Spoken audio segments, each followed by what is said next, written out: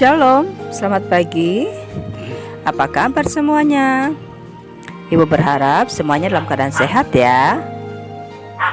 Oh ya, meskipun hingga saat ini kita masih belajar dari rumah, tapi ibu berharap anak-anakku semuanya tetap semangat dalam mengikuti proses belajar dari rumah. Tugas-tugas harus dikerjakan dan tidak boleh tidak belajar. Dan ibu juga ingatkan, karena situasi wabah virus corona belum dapat disembuhkan, maka anak-anakku sekalian, kalau keluar rumah wajib menggunakan masker dan menjaga jarak. Selain daripada itu, harus rajin-rajin mencuci tangan dan makan makanan yang bergizi, rajin berolahraga. Baiklah anak-anak, kita akan mulai pelajaran agama Kristen kelas 5 pada pagi hari ini. Namun sebelumnya mari kita datang kepada Tuhan di dalam doa. Untuk itu, ibu minta semuanya ambil sikap berdoa, duduk yang rapi, tangan dilipat dan tutup mata. Kalau sudah siap, mari kita berdoa. Tuhan Yesus, pagi hari ini kami bersyukur kepadamu karena Tuhan telah menjaga, memelihara kami dan memberikan kesehatan, kekuatan kepada kami hingga saat ini. Dan Tuhan Yesus juga telah menjauhkan kami dari wabah virus corona, sehingga pada pagi hari ini kami boleh kembali lagi belajar pelajaran agama Kristen. Tuhan tolonglah kami semua agar kami dapat mengerti akan firman-Mu dan kami dapat melakukannya di dalam kehidupan kami. Terima kasih Tuhan Yesus, kami mulai pelajaran kami. Di dalam nama Yesus kami berdoa. Amin. Nah anak-anak, pagi hari ini pelajaran agama Kristen kelas 5, yaitu bab 7 yang berjudul Pengampunan Allah. Pelajaran ini dapat kita pelajari di dalam Alkitab Yunus pasal 1 sampai pasal 4, kemudian Mazmur 103 ayat 8 sampai ayatnya yang ke-14, kemudian dilanjutkan lagi dalam Matius 18 ayat 21 sampai 22 dan Efesus pasal 4 ayat 32. Anak-anakku sekalian, ibu berharap ketika kita belajar pelajaran agama Kristen, semuanya harus menyiapkan yang pertama Alkitab dan juga buku pelajaran agama. Baiklah, kalau sudah siap, mari kita buka di dalam Yunus pasal 1 sampai pasal yang keempat. Ibu ingin menceritakan firman Tuhan yang terdapat di dalam kitab Yunus.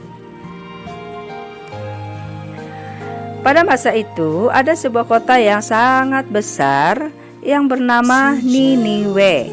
Penduduk Niniwe adalah orang-orang yang jahat. Allah melihat betapa jahatnya mereka.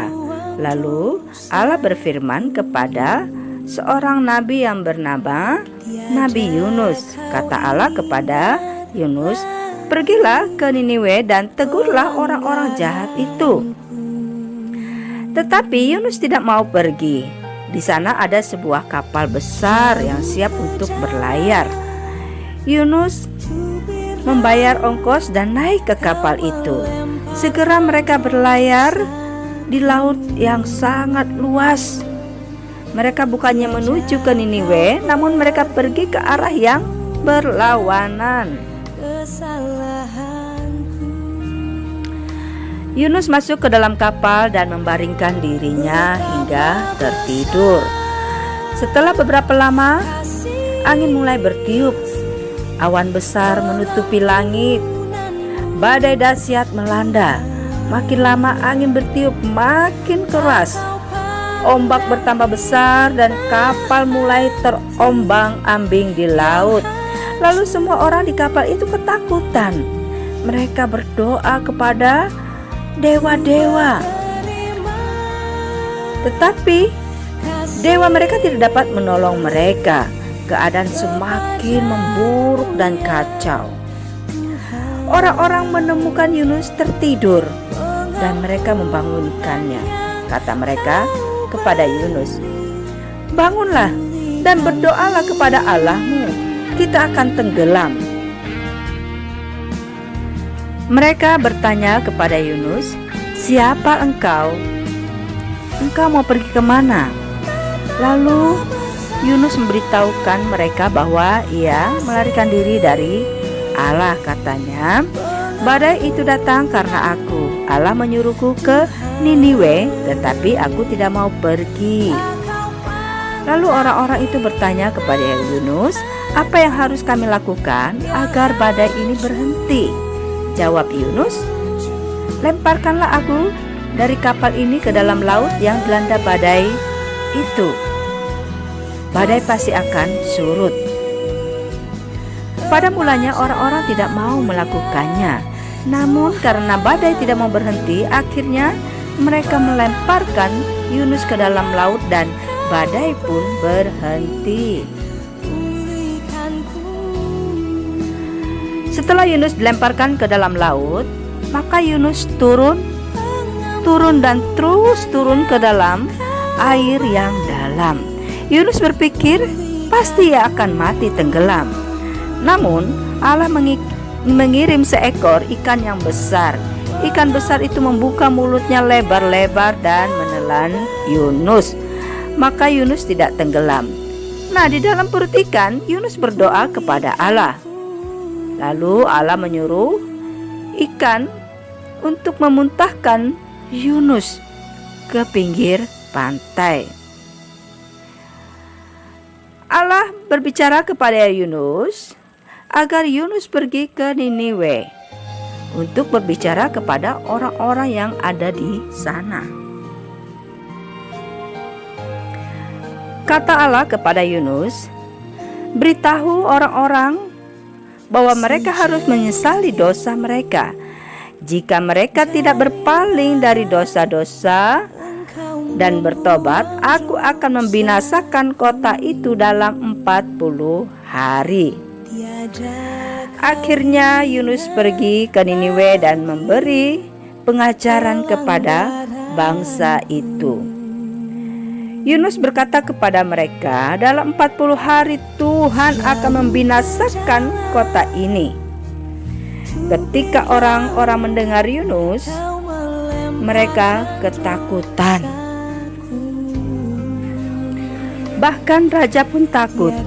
Raja menyuruh semua orang menggunakan kain kabung dan duduk di atas abu, karena itu adalah cara mereka menunjukkan penyesalan mereka. Mereka tidak makan dan minum. Mereka berdoa kepada Allah dan mengaku menyesal atas dosa-dosa mereka. Lain halnya dengan Yunus. Setelah Yunus memberi pengajaran di seluruh kota, ia pergi ke lereng bukit dan duduk di sana. Ia mau menyaksikan Allah membinasakan kota itu. Allah membuat sebatang pohon anggur yang indah tumbuh melewati kepala Yunus untuk menaunginya. Allah mendengar orang Niniwe berdoa dan melihat betapa menyesalnya mereka akan dosa-dosanya. Lalu Allah tidak membinasakan kota itu. Adapun Yunus sangat marah. Pada malam hari Allah mengirim seekor cacing untuk menggigit akar batang anggur yang menaungi Yunus. Anggur itu mati. Namun Yunus marah kepada Tuhan karena membuat anggur tersebut mati. Lalu Allah berfirman kepada Yunus, "Engkau sedih tentang anggur itu, tapi pikirkanlah semua orang di kota besar itu. Banyak dari mereka anak-anak yang masih kecil. Tidakkah engkau menaruh kasihan terhadap mereka?" Demikianlah Allah menunjukkan pengampunan kepada kota Niniwe ketika mereka menyesali dosa-dosa mereka.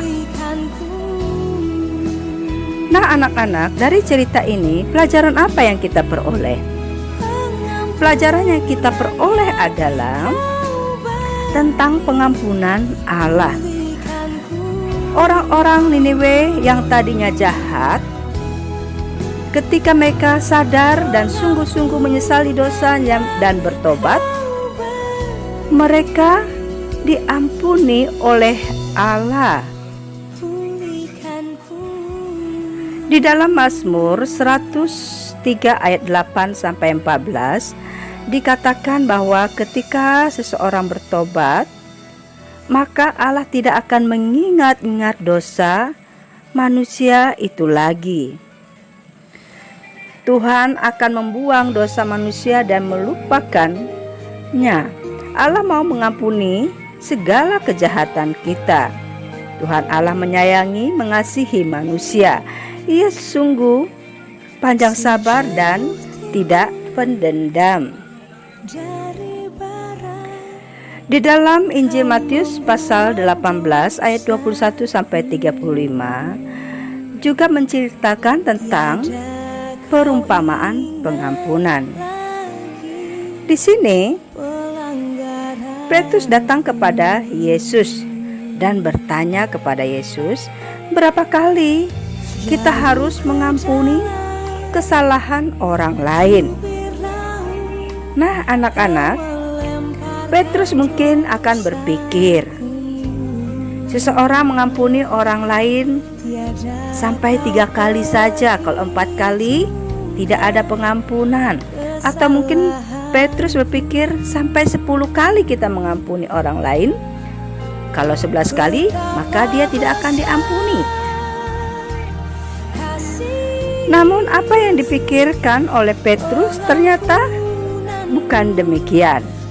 Yesus berkata kepada Petrus, "Aku berkata kepadamu, ampunilah saudaramu tidak hanya 7 kali, tetapi sampai 70 kali 7 kali."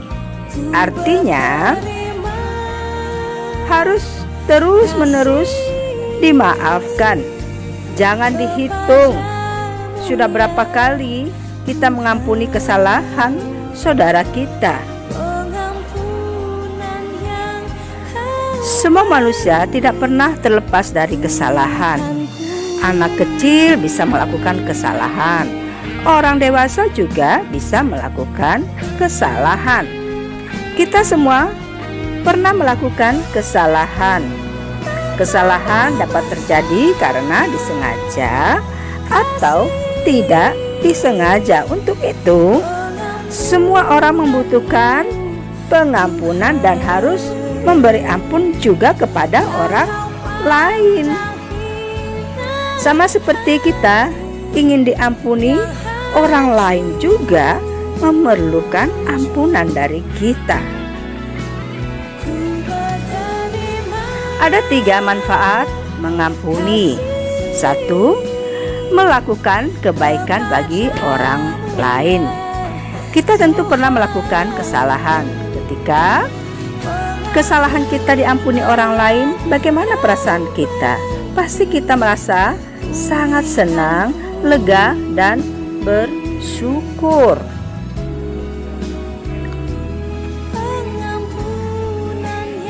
Kedua, melakukan kebaikan untuk diri sendiri. Dengan mengampuni, kita akan merasa bahagia. Mereka telah melakukan kebaikan bagi orang lain. Bersama dengan itu, kita juga telah melakukan kebaikan bagi diri kita sendiri. Ketika kita mengampuni kesalahan orang lain, kita pun terbebas dari perasaan marah, kesal, benci, atau dendam terhadap orang tersebut. Dan yang ketiga, melakukan kehendak Allah. Dengan mengampuni, kita melakukan perintah Tuhan. Di dalam Alkitab, Kolose pasal 3 ayat 13 mengatakan demikian. Sabarlah kamu seorang terhadap yang lain, dan ampunilah seorang akan yang lain. Apabila yang seorang menaruh dendam terhadap yang lain, sama seperti Tuhan telah mengampuni kamu, kamu perbuat jugalah demikian. Jika kita pernah merasakan betapa indahnya diampuni, maka kita pun tentu mengerti bahwa mengampuni dan memaafkan akan membawa sukacita bagi diri kita sendiri, orang lain, dan tentu akan menyenangkan hati Tuhan. Nah, anak-anakku semuanya, ibu sudah selesai menjelaskan tentang materi pelajaran kita pada hari ini. Ibu berharap anak-anakku semuanya dapat mengerti dan memahami akan firman Tuhan yang telah kita pelajari bersama-sama. Lebih daripada itu, ibu berharap anak-anak dapat menerapkannya di dalam kehidupan sehari-hari, yaitu mengampuni orang yang bersalah kepada kita. Oh ya, anak-anak, ibu ingin memberikan tugas. Tolong kerjakan tugas yang berada di buku lembaran kerja. Kalau sudah selesai, nanti dikumpulkan kepada ibu ya. Baiklah, kita akan mengakhiri pelajaran kita pada hari ini. Untuk itu, ibu meminta kita duduk yang manis, lipat tangan, dan tutup mata. Mari kita berdoa. Ibu yang akan memimpin kita di dalam doa. Allah pengasih, kami bersyukur atas pengampunan yang Kau berikan bagi kami. Tolonglah kami agar kami mampu dapat berbuat seperti yang Kau teladankan, mampu memaafkan dan mengampuni kesalahan orang lain. Terima kasih Tuhan Yesus untuk pelajaran hari ini, dan kami akhiri pelajaran kami di dalam nama Tuhan kami Yesus Kristus. Amin. Baiklah anak-anak, pelajaran kita sudah selesai. Ibu ucapkan Tuhan Yesus memberkati. Tetap semangat, jaga kesehatan, dan salam sehat. Sampai ketemu lagi ya. Shalom.